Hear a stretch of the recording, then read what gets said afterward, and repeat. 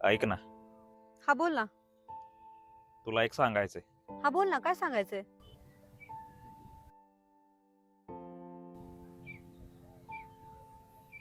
कोण आहे ती? तुला माहितीये ती. अजय, 10 वर्ष झाले त्या गोष्टीला. अजून तू त्याच मुलीत अडकलायस? खूप मनापासून प्रेम करतो तिच्यावर. अरे हो, माहितीये मला. पण तू अजून किती त्रास करून घेणार आहेस स्वतःला? अरे मला माहितीये माझ्याकडून चुका झाल्यात.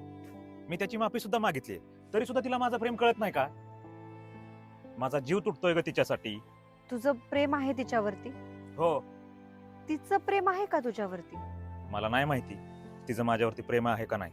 मला नाही माहिती तुझ्या मनात आता काय चालू आहे. पण मी तुला असं सुद्धा म्हणत नाही की तू तिला डोक्यातून काढून टाक. मग काय करू मी? मला नाही समजत काय करायचं ते. तुझ्याकडे एकच पर्याय आहे. तुला मूव ऑन व्हावं लागेल.